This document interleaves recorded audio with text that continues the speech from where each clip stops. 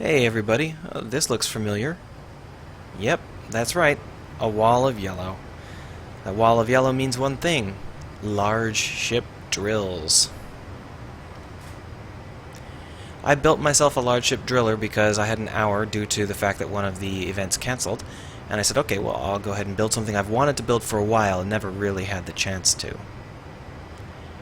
This is just a drill ship. It doesn't do it does do manufacturing, but it doesn't do welding. So although it drills great holes for space stations, little space stations inside of asteroids, it can't actually weld those. You'd have to do it manually or have a follow-up ship. I'm thinking about how you could lay that down, but I haven't really got it sorted yet. So it just drills and manufactures. It's got a lot of little features. It's not solely a drill ship. For example, these lights on the back. The green one in the front represents the refineries and arc furnaces. It's green because they are currently operating. The back one is the assemblers. Since I haven't given the assemblers any jobs, they're not doing anything and they're red. The lights in the front have similar characteristics. That orange one on top is the cargo. I'll put like little LCD panels on it soon. And since it's getting redder and redder, we're getting closer and closer to full. The middle one is the state of our main reactor. We haven't refined any uranium yet, so it is red. And the bottom one is the state of our batteries. We have plenty of battery juice yet, so I'm not worried about our main reactor just yet.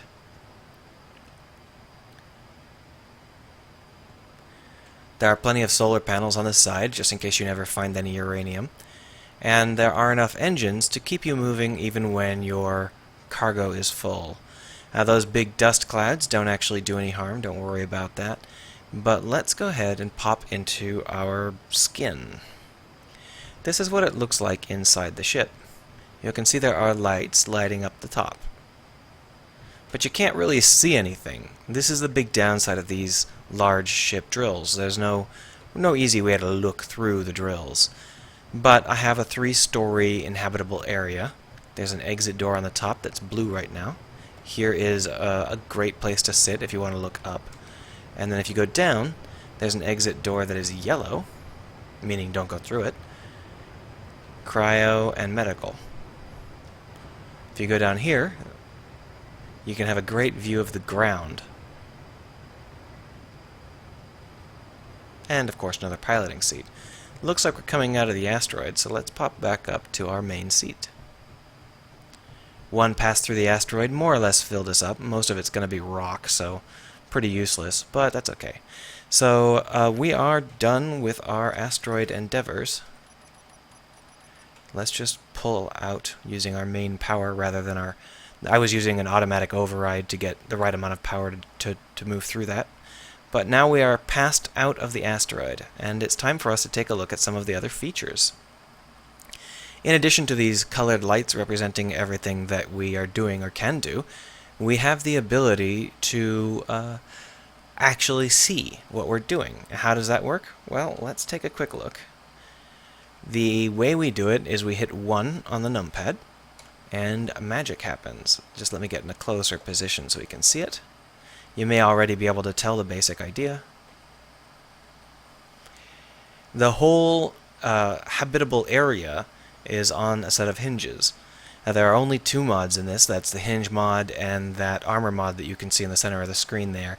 Those armor plates don't bind when we merge together, so that's great. The combination of the hinges and the non-binding armor means that we can do this kind of stuff and still retain a good atmosphere. We don't have to worry about accidentally permanently binding together or not being able to pressurize the space. It all works great.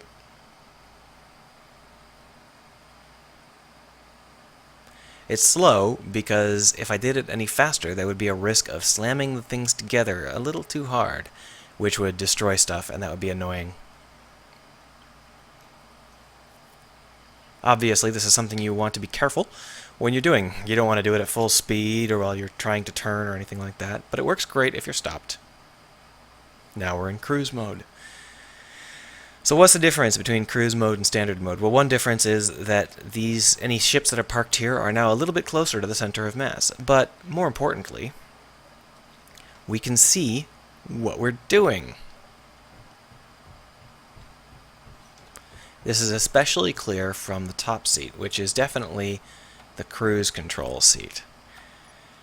So let's set a course for that asteroid over there. If you're wondering, we're basically full, and we are getting a poor acceleration because we're overload. Our main reactor isn't online right now. But this is just pure battery power, and we have a pretty good maneuvering even with just pure battery power when we're full. Now obviously this isn't a heavy cargo liner, so maybe you don't like how full, how easy it is to get full, but it works pretty well. One thing I would like to do is make it so that I would mine, or rather process uranium, but unfortunately the refineries aren't listening to me. I never really figured out how to make them actually refine the things they're supposed to refine, so they're stuck refining just metal, I guess, forever. Whatever. We can operate on battery power alone.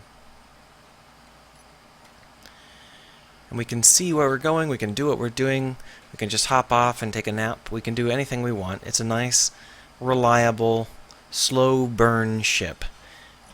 If we wanted to, we could set up our production. Let's produce 1,000 steel plates, 100 steel plates, and you can see that one assembler is ready, so the light that was red in the back of the ship there, those pair of lights, they're now yellow, because we got one assembler out of 2 running. If we wanted the other assembler to pop up, we could just tell it to do so. And now it's green. Similarly, which door we can exit from will be highlighted in blue internally, and the one we can't will be yellow. So right now the top one is yellow and the bottom one is blue. When we were the other way around, it was the other way around. You can exit through the top door. I don't lock it or anything. If you want to depressurize your living space, that's up to you.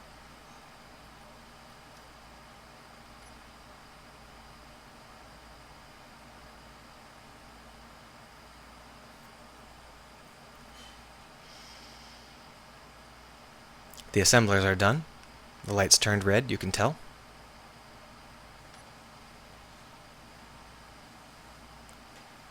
Speeding along towards our destination, which is this asteroid up here. So I made this in an hour and a half. It's taken far longer to video it than to make it, but I really did like this idea where you could poke your head up. I think I could reshape it a little bit so it didn't look quite so square, but the basic idea is quite sound, and I think that it is quite fun. I don't plan to release the world, but if there's a lot of call for it, I don't mind releasing it. It's just that it's obviously a test piece. Well, I've never seen that happen before. Apparently there are some clipping errors in this version of Space Engineers, because we just clipped straight through that rock. Anyone else see that? Is it just me? Let's try that again, this time without the clipping.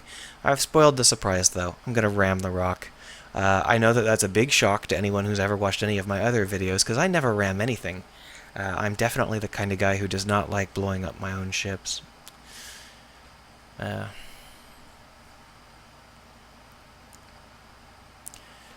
that again.